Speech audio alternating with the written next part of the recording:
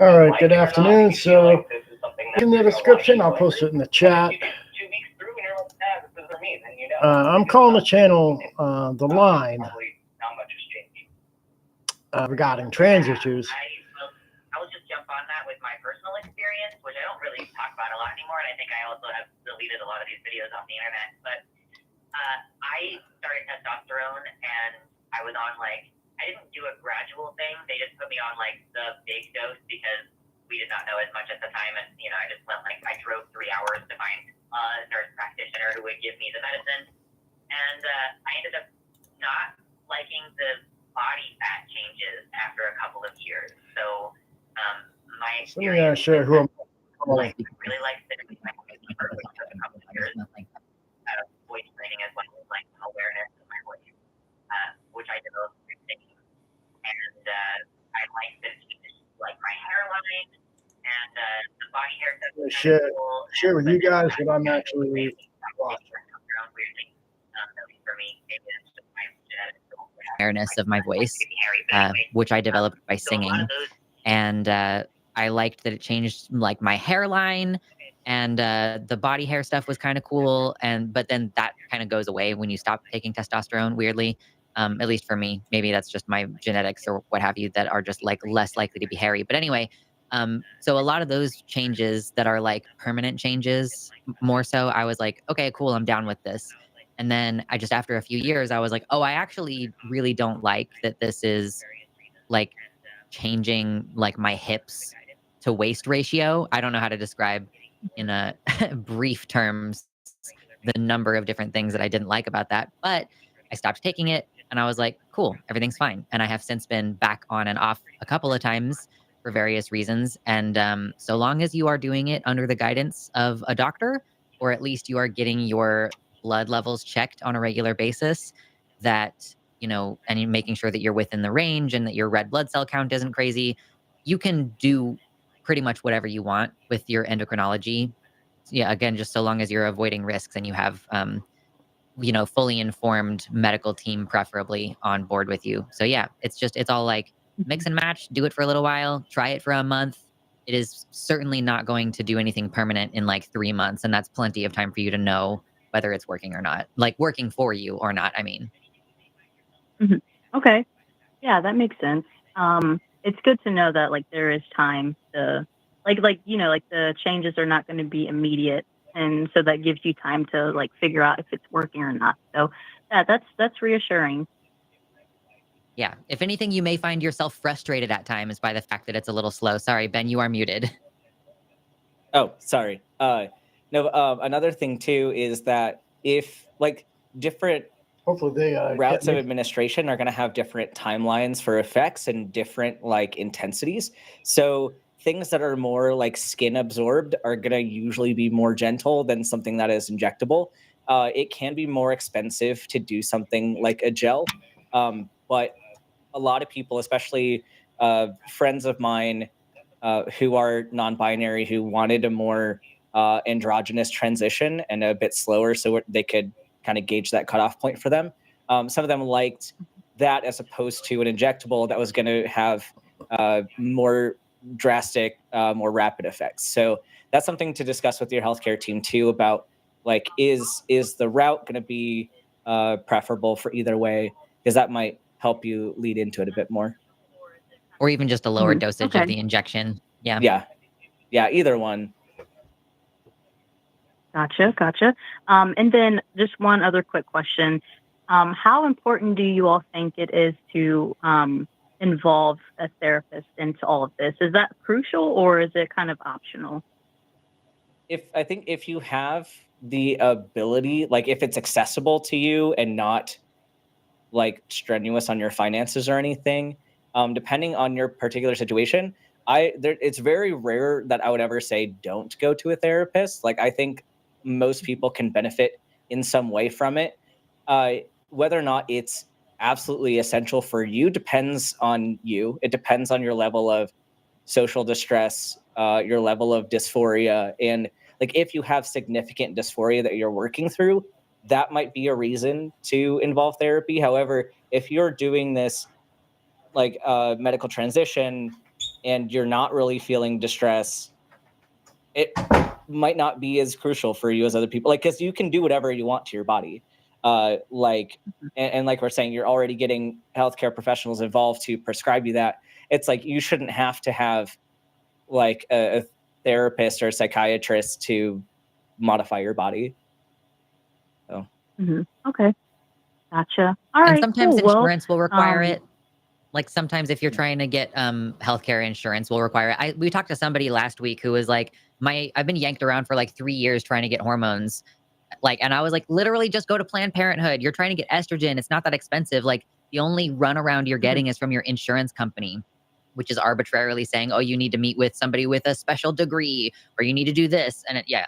Sometimes you might require therapy for that reason. And like also, yes, again, all the things that Dr. Ben said, like therapy is just good for people for basic things like, how do I tell my partner that I'm upset with them, or things like that. But yeah, it's not, I would not say it's an integral part of a gender transition to be affirmed by a therapist before you proceed, if that makes sense. Okay. Yeah, totally. All right. Cool. Well, I don't want to take up too much more time, but yeah, thank you both for taking my call and for offering your advice. I really appreciate it.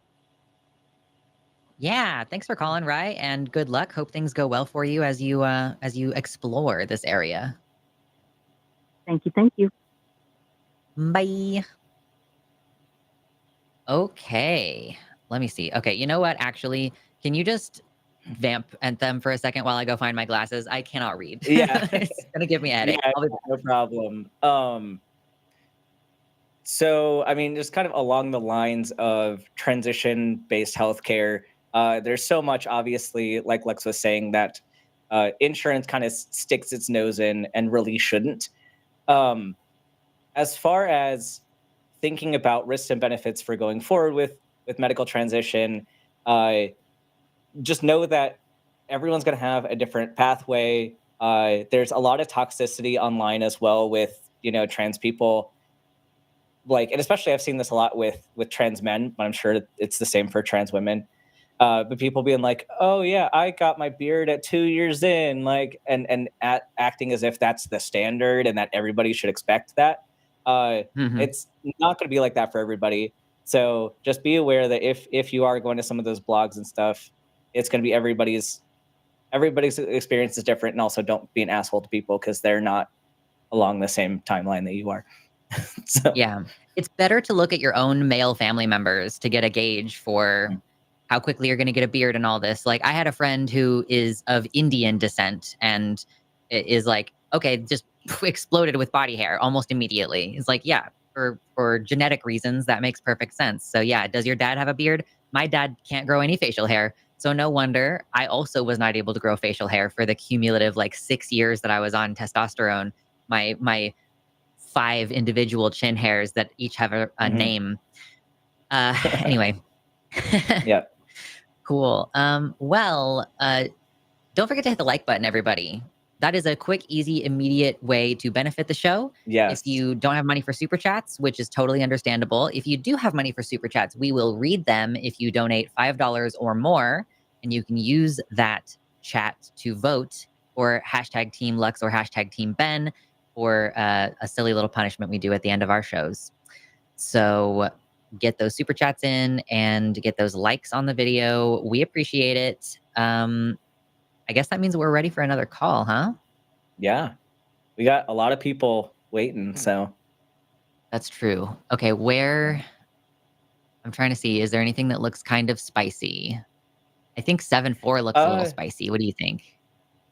Yeah, I think there are a few here that could potentially be. Okay, cool. Yep. Yeah. Let's just take them. Well, hold on. Let me see. Yeah, no, let's start with Billy, him from Virginia. Wants to put in his 2 cents on the whole trans thing. Hey, what's up, up? Billy? You are live on the line with Luxander and Ben. How's it going? I'm doing well. I'm just out and about having a stroll while I'm doing my own live stream. I hope that's cool with you guys. I can actually speak upon it because I have trans in my family. I'm a cisgender person, for the record. Okay. But I got a sibling who's trans. if that's okay with you guys. I Yeah. don't see any objections from my producer, so sure, yeah, that's fine. Right, yeah. So I can kind of speak on this from an outside looking in. And before we go any further with health insurance, we all know they like to deny stuff, but that's a whole other topic for a different group of people. But anyhow, We I've been probably old agree school. on that topic. Yeah. I've been old school. I'm a Gen Xer, and obviously, back in high school, the two sexes, they didn't even use gender; they used sex. XY male, XX female, and the two disorders that I learned about, Klinefelter and Turner syndrome. The anomalies.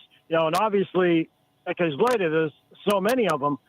I've never had a problem with somebody who identifies, as a trans. Hello, I've trans in my family, and yes, I still irritate him. That's what he goes by now. I still irritate him in the same fashion as always. Being the older brother. So not much has changed. But my take on it is, before anybody can accept somebody saying that, more research needs to be done into figuring out, what makes a person identify as trans, gender dysphoria, all that stuff. Am I making any sense here? Yeah, Billy, that's perfect not for like Dr. a, Ben. Yeah. Billy, why Yeah, do you it's not. think that? Can you repeat your statement real quick? I forgot what I was going to say. Sorry, ADHD. Oh, good. Yeah. Me too. Make two There of needs us. to be more research, is what he was saying. Or yeah. Just to understand, what why makes a person decide they're trans, or hell, Yeah, what so makes a person why decide do we their need- orientation even? do we Billy, do we need to investigate the exact reasons why for everything It out might help there? them. Here, It might, so it might help. is learning what causes it, or like why are people trans, would that change how we interact with trans people? It wouldn't change how I interact because I really couldn't care less. And Right. I Would bet you that guys change how breakfast, we- lunch, and dinner. Would that change I how bet we you.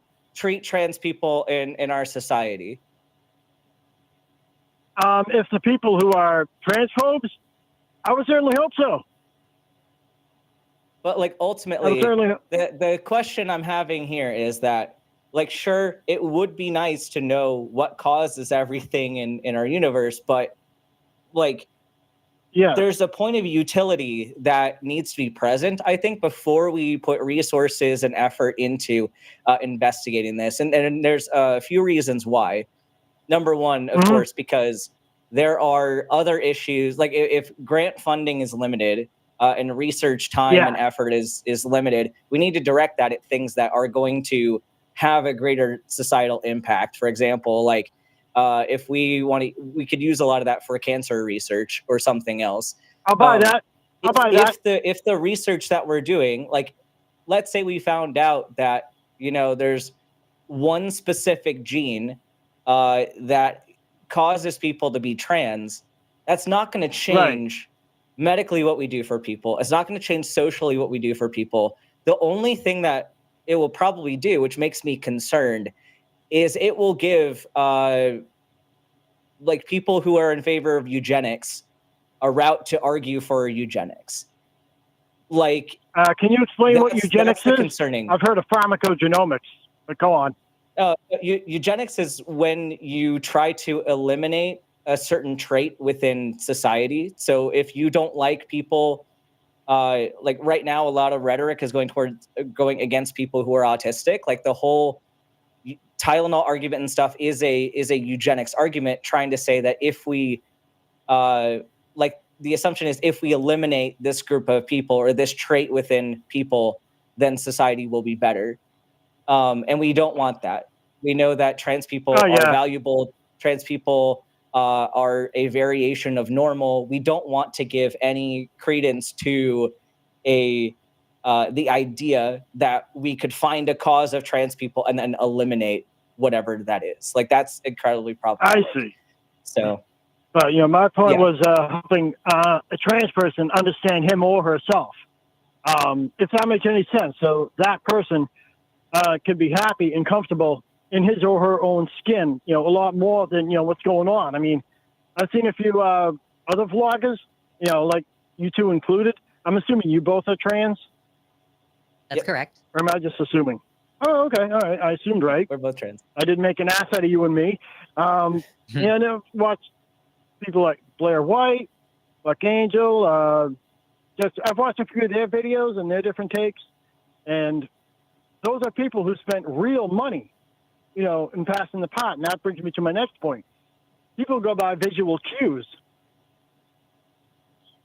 and I know. But- Yes, I okay. smoke. I know the last time I tried calling in, it was like two different gentlemen. And I was trying to call and get them in. You know what I'm saying? And again, people go by visual cues, and I'd be willing to wager, and I'll say this to both of you: if we were all in line getting coffee at a Starbucks or getting gas for a car, I wouldn't even fucking ask. I wouldn't even assume that you were trans or whatever based on visual cues. Does that make sense? Yeah, well, like this whole argument, it seems like from the outside that it would be a good idea for trans people to understand, the nuances of what makes people trans. Yeah. But that's not really the case. The information we have now, even with, hey, there's a disconnect between your gender identity and your sex assigned at birth. Like that's Right. enough to know. Like that's enough for me to know. Okay, I'm a trans person, and yeah, there are some people who might wonder whether or not they're trans. But when Yeah. the therapies we have work to improve Yeah. quality of life and to resolve dysphoria, Yeah. adding that extra factor then is also going to gatekeep and prevent people who need that treatment to Right. like have better quality of life and to reduce things like suicidal ideation, etc.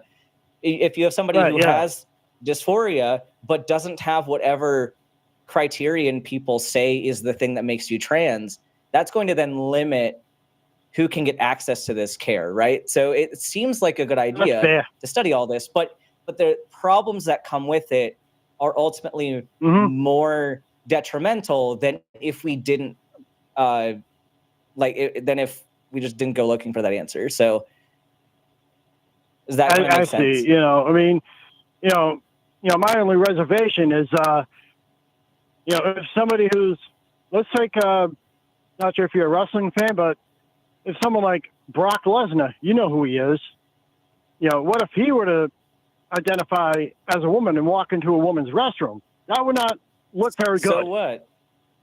So what? You know See, what I'm saying? Billy, there's a few problems here, and I don't want to keep talking over, so because I'm sure Lux wants to get in here too. All good.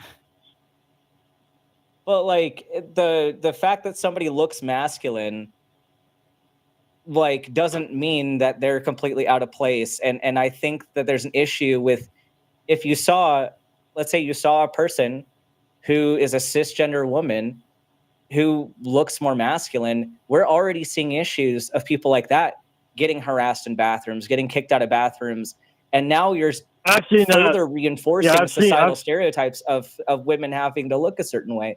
So my response to Yeah. this is so what? So what if somebody who looks like Brock Lesnar goes into a bathroom if they just go in to do their business and leave?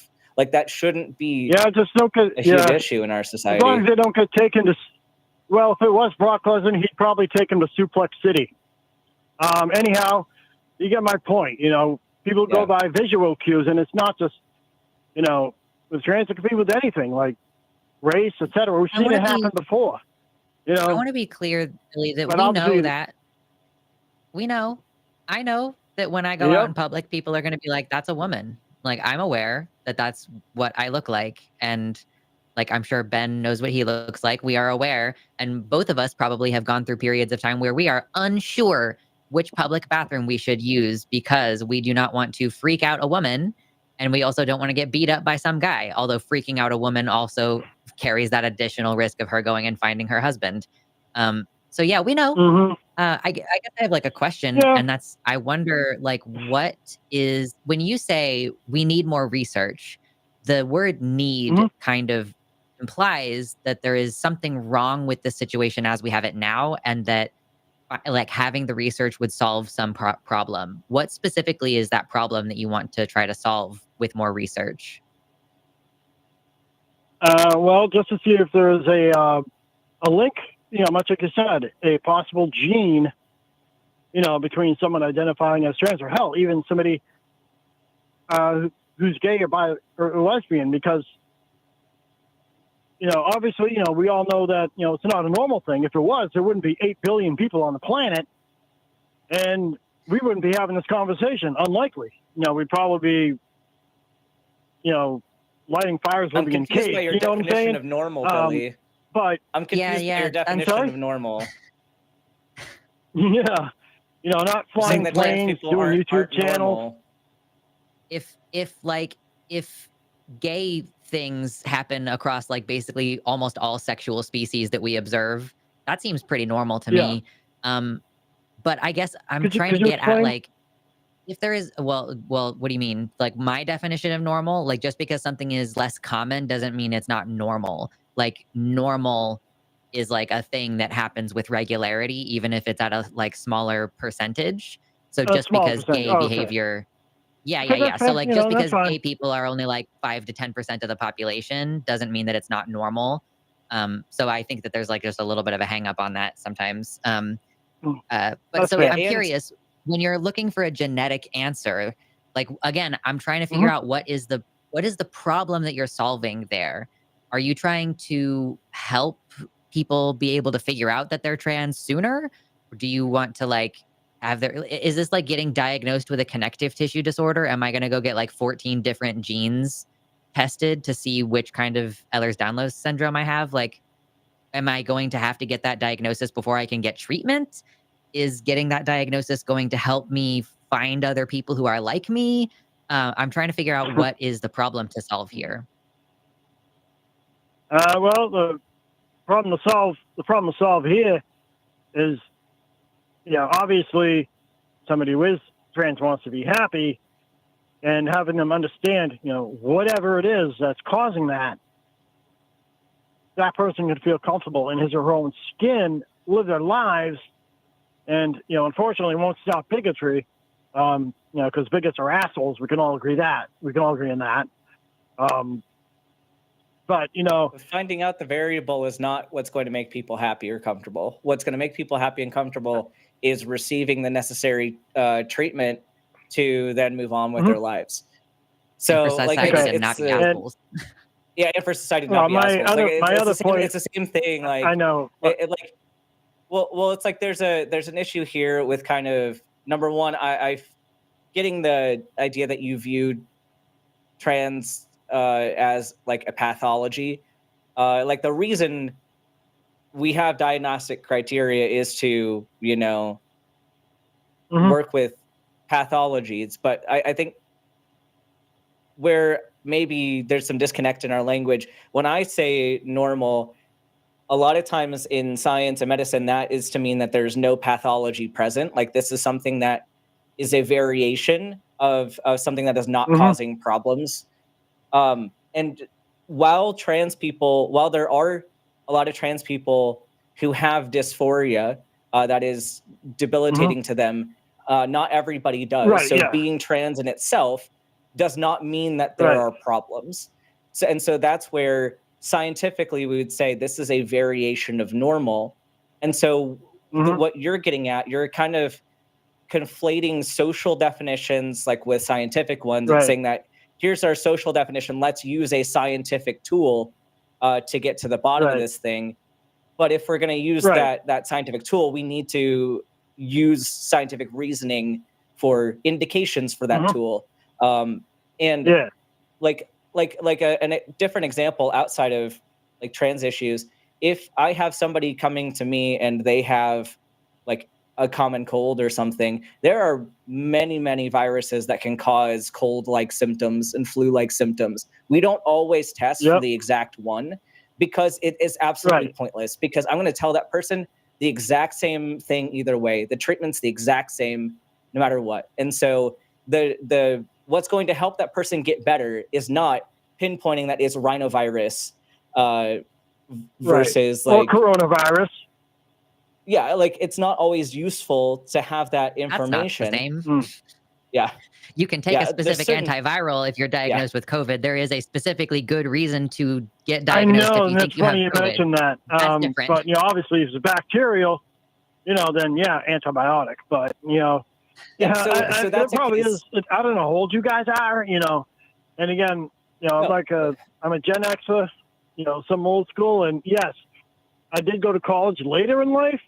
My choice. And it's funny, I brought this up in some of my own videos. My channel sucks, by the way. Where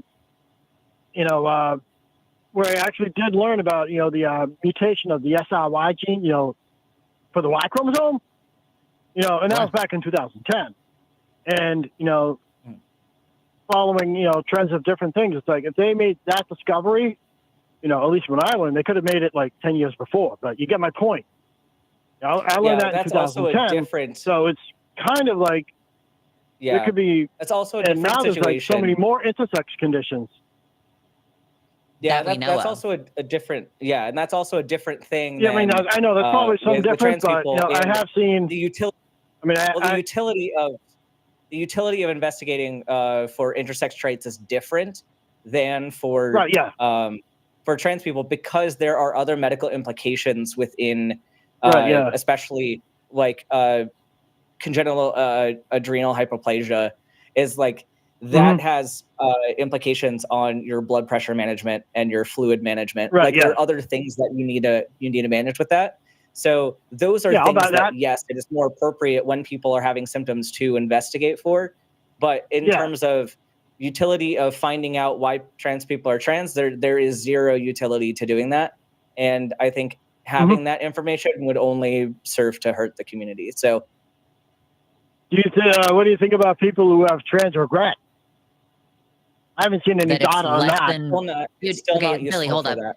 It's 1% of people who transition who express that kind of regret and who maintain that they are not trans. Like, even of the people who detransition, many of them go on to retransition later, and they only detransitioned in the first place because society or their family was being bad to them. So like the regret rate for trans care is lower than the regret rate for like literally almost every other type of medicine. Literally almost every single other type of medicine has a high 1%. That is like, okay, so if any other form of medication has a 99% success rate, that is extraordinary. And the reason why the regret rate is so low is because there is a super high bar to get the treatment in the first place. So this is another issue where Dr. Ben and I are concerned about, like, what is the reason for asking these questions, or what purpose does it serve? What's the utility? Because at present, if you ask trans people, like what we almost universally, all of us are like, there should be less gatekeeping. It should be a patient-led form of healthcare. Obviously, for children, we agree that a multidisciplinary medical team is appropriate. But for adults, we feel strongly that there should be fewer barriers. So introducing the idea of a live your genetic life. test. I've always been that way. But introducing the genetic test to it, like, it doesn't really help you It's just confirm anything that you didn't already know. For me, that's like curiosity. That's the best to me. Because that can I'm apply to curious other too. things. It's a Where fascinating somebody has something conversation. wrong with them, like you if want it to runs find out in what is the families, cause of that's it. like, why does it run in families? That seems to be the case. Like, there is probably some amount of, like, the environment that you grow up in makes it more or less likely that you realize that you're trans or gay. Like, obviously it's a really interesting question, but yeah, we just don't live in the kind of world where the answers to those questions are uncomplicated politically. Because yes, maybe we find the gay gene and then they start lobotomizing the part of the brain that has the gayness in it. I don't know, but they will try to do that. Well, I hope you're wrong on that one. I mean, I could care less as long as you're productive members of society. Sure, and I am grateful what I'm that saying? you feel that way. I hope a lot of voters agree with you. I mean, because hell, they your are. channel's more successful than mine. Your channel's more successful than mine. No fair. Maybe if I had one stance on something or did one type of content, maybe I'd be more successful, but, I'm just a random dude who's away from his own I don't want to camera go because I'm off out on a walking, whole walking around. giving you just- advice on how to do you a know? YouTube thing, but consistency on topic does actually make a difference, and it's unfortunate. You can't just have a channel where you talk about whatever. You have to kind of like stay on topic, and that's I obnoxious. know, But right? Billy, thank you so No, my- much for calling Oh, today. yeah, We no appreciate talking problem. to you. Oh, and one final if note you- about the bathroom thing. Here's a simple Oh, bud, solution. sure. I'll A let you get very one word simple in, and then we're solution. gonna go ahead and move on. Single stalls solves that problem. Anyhow, We're in agreement. nice talking to you. We're in Floor to agreement ceiling. there. Floor to ceiling. Yeah. Yes. All right. Thanks, Billy. We appreciate you. Good luck out there, and I hope you have a good rest of your day. You too. Bye-bye. All right. If you enjoyed that call, I wasn't really sure where that call was going. I thought that we were going to uncover some kind of actual disagreement, but it's one of those, I think No. he's got the spirit, but I'm not really sure. And I love the accent too. I was feeling the accent. Yeah. That was fun. We have a couple of announcements now. Don't forget to hit the like button and get your super chats in. But also, we have an event that we're doing this weekend, which is LineCon. It's a Patreon event that we are doing right now on Saturdays, once a month. So patreon.com/calltheline. This weekend, we have Justin DZ doing a talk on biblical blunders. Jimmy Snow is giving a talk on There Is No Harmless Faith. And Arden is going to be giving a talk called No Gender Ghost in This Shell, which I am excited about. There is a presentation portion and then a Q&A portion afterwards. $15 and up patrons can get access to this event live while it is happening. If you would like to join at $5 or more, you can get access to the video on demand afterward. And then in a few months, we'll go ahead and post these talks to our channel. But if you want to be there live to ask questions, to get it, premium viewers first, you can comment first in the video. So anyway, patreon.com/calltheline. Thank you very much for checking that out. Was there something else that I was supposed to shout out and I just can't read? The polls is the next thing that we're doing. Poll. So let's touch on the Yep. poll from earlier. So apparently the question and the way that we asked this question is confusing. There's a specific reason why it was phrased this way, but so do you oppose banning gender affirming care for trans youth? People in chat kept clicking the wrong button. So we can't even use the chat poll as a representation of what people actually think. We will have to check in the comments on the post on the community tab next week. But basically, I just thought that there was a little bit of good news this morning from Aaron in the Morning, whose articles I regularly check to see what's the most recent screwed up thing that's happening to trans people. And apparently, a majority of Americans who were recently surveyed say that they do oppose bans on gender affirming care for trans youth. So basically, there is a majority who think that trans youth should be able to get access to this care. And that is great news. I'm excited for that. I hope that that is a representation of actually the majority of America. I don't know how many people were surveyed. I did not read in depth the article on Aaron in the Morning, but I always recommend reading her content. So you can check it out if you want to, and go ahead and ticky type your comments on why banning trans youth is bad on our community post. Oh, that If you wanna was support actually the pretty show. badass. So I don't want to follow So these with guys. that said, I guess I'm sorry. I should let Ben get a word in, That's but pretty Ben cool. already also has a Oh, pretty yes, simple we answer time to it this. to I some bet. of the other ones. Yeah, I don't oppose bans. I was Yeah. hoping Or I do the, oppose bans. Yeah, I do oppose two bans. Yeah. dudes who were Yep. doing Yep, the whole yep, yep, intersex yep. one, but whatever. cool. All right. It didn't Well, work out. with all that said, we do have a couple other spicy callers today that I was seeing on the list. Yeah.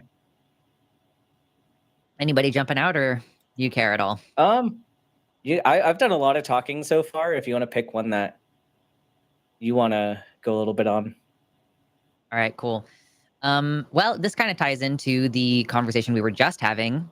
We brought this up, so let's continue the conversation with Rebecca, she, her pronouns, from the USA. Hello, Rebecca. You are live on the line with Luxander and Dr. Ben. How's it going? Good. Can you hear me? Yeah. Hello? Okay. All right, good. I was having some trouble on the thing that was that was calling in. I'm No very worries. pressed for time. I'm a physics student, and I got a physics class in a few minutes.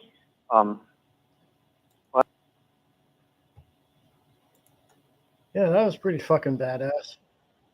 Huge show. I mean, obviously, it's a debate, so of course, nobody's going to agree on everything, but they're more successful than I am on YouTube. Anyhow, that does it for this stream. I'll talk to you.